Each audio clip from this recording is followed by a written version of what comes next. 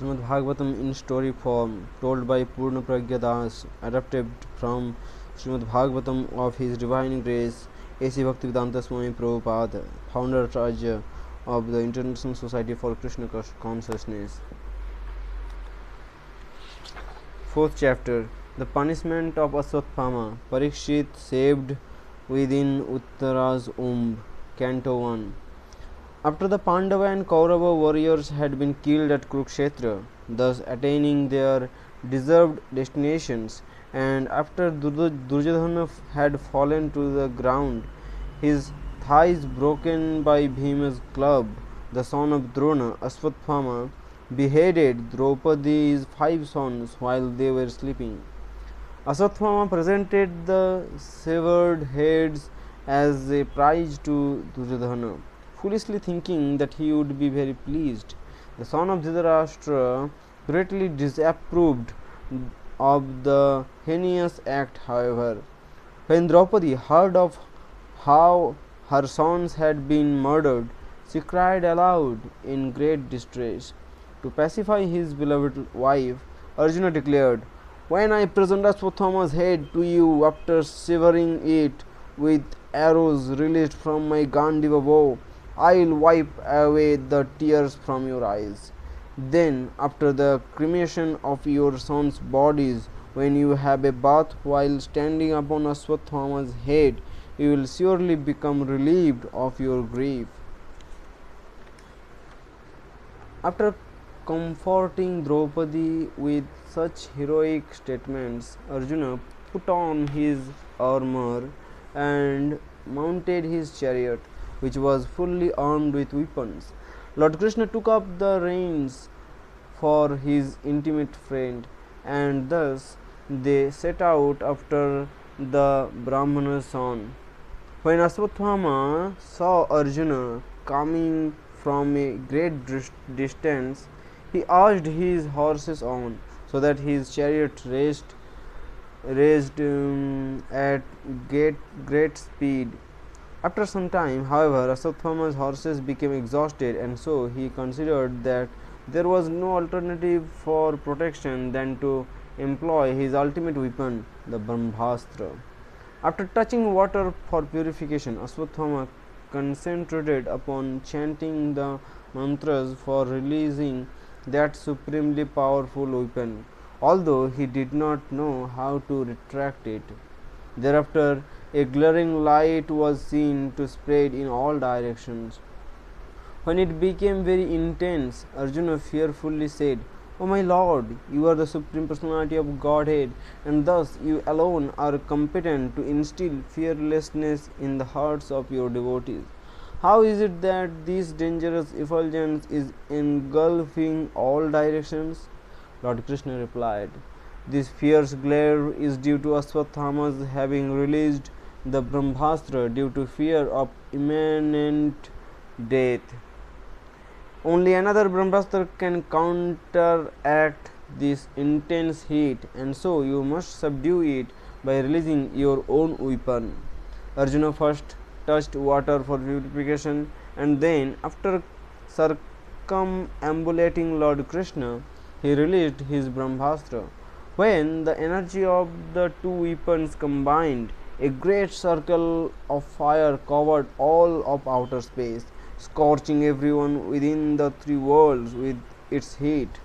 Upon seeing the imminent destruction of all the planets, Arjuna immediately retracted both weapons. Then, with his eyes angrily blazing like 2 balls of copper, he dexterously arrested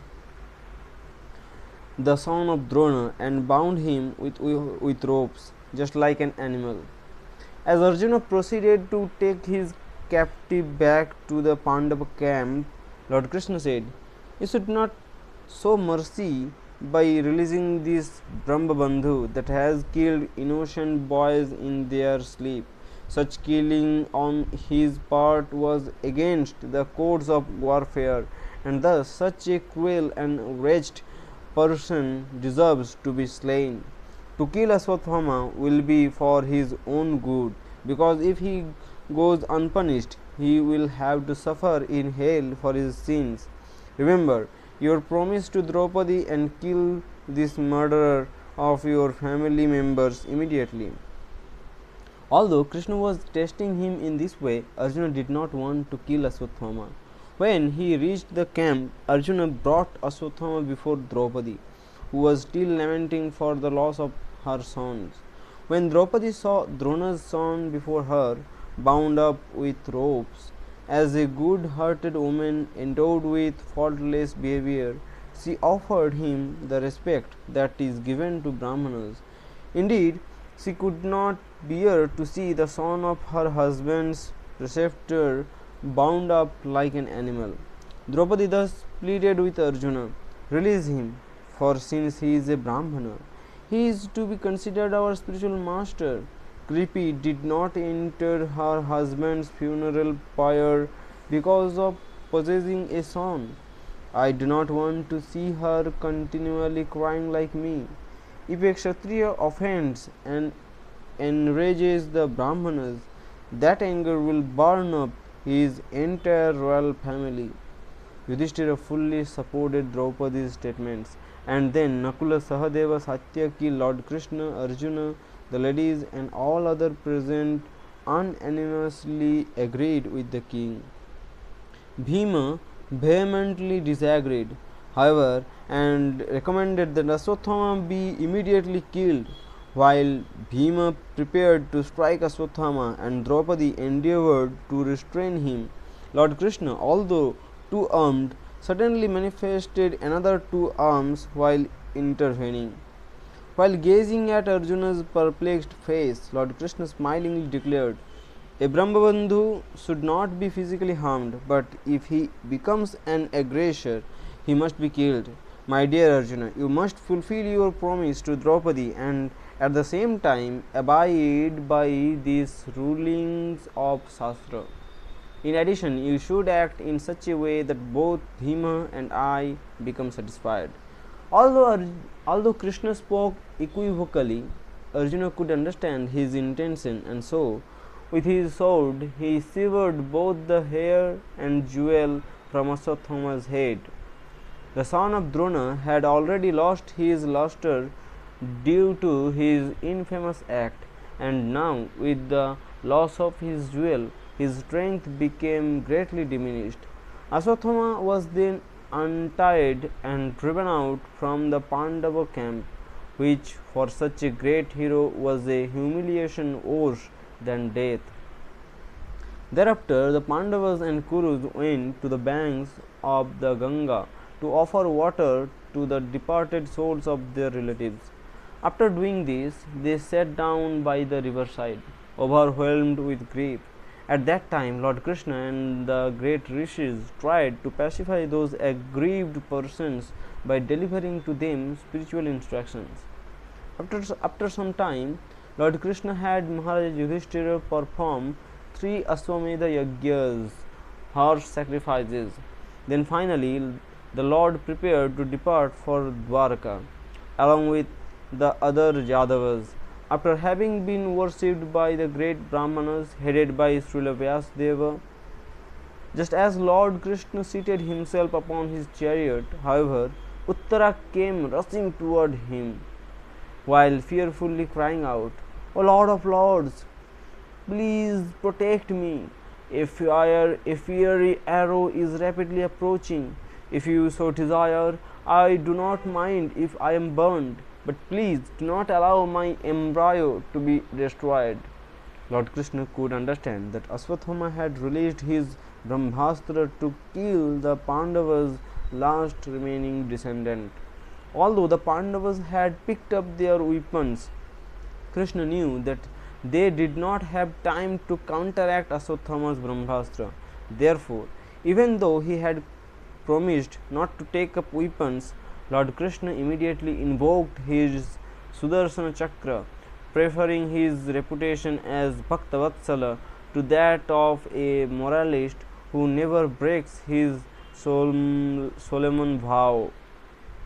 In this way, by utilizing his own energy, Lord Krishna covered Uttara's embryo so that when the force of Aswathama's Brahmastra encountered it, it became neutralized.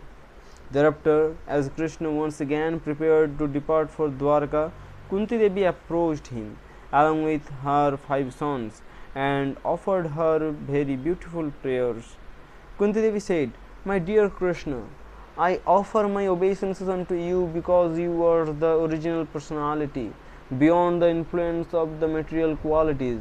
As an actor who is playing his role is not recognized, you are beyond the limit of mundane sense perception, and thus you are understood only by advanced transcendentalists that are fully purified. Considering this, how can a poor woman like me know you perfectly? Considering this, how can a poor woman like me know you perfectly? My obeisances are unto you, O Lord, whose abdomen is marked with a depression like a lotus flower, who is always decorated with garlands of lotus flowers, whose glance is as cool as the lotus, and whose feet are engraved with lotuses. You have saved my sons and me from many precarious situations, and now you have saved us from Aswathama's weapon. Still, I wish that all of these calamities would happen again and again, so that we can see you again and again. For by seeing you, we will no longer have to see repeated births and deaths. My Lord, when you play the part of a human being, your activities are extremely bewildering. Although fear personified is afraid of you, your perturbed eyes overflowed with tears when Mother Yashoda picked up a rope to bind you. O my Lord, you have accomplished your mission, and more importantly, you have removed all speculative doubts about your identity and have provided the transcendental subject matter for hearing and chanting about your glories. Are you now leaving us although we are completely dependent upon your mercy? Without your all auspicious presence, everything will become null and void, for nature's opulence is due to your merciful glance alone. Our kingdom appears beautiful only because it is marked with the impressions of your lotus feet. Therefore, when you leave, it will no longer appear so. I pray that you kindly sever my tie of affection for my sons and the Vrishnis, so that my unalloyed attraction will be drawn to you alone, just as the Ganga forever flows toward the sea. After hearing Kunti Devi's prayers, Lord Krishna mildly smiled, and that smile was as enchanting as his mystic power. Still, he entered the king's palace at Hastinapura to inform the other ladies of his departure. At this time, Lord Krishna was stopped by Maharaja Yudhishthira, who very lovingly implored him to remain for some time. The aggrieved king had not been pacified. Despite innumerable instructions given to him by the great sages, headed by Srila Vyasadeva and even Lord Krishna himself, being overwhelmed by the death of his friends and relatives, Yudhishthira was aggrieved just like a common materialistic man. The king lamented, "Oh, what a wretched fate has overcome me! I am the most sinful man, for I have caused the death of so many thousands of men. Even if I were capable of atoning for millions of years, I would not be able to escape the hell that awaits me. I have killed so many husbands, sons, fathers, and brothers. Thus, the enmity that I have created with women is so great that nothing can be done to compensate for it. Just as dirty water cannot be filtered through mud, nor a wine-stained pot cleaned with wine, so I do not believe that this great slaughter of men can be counteracted by sacrificing animals.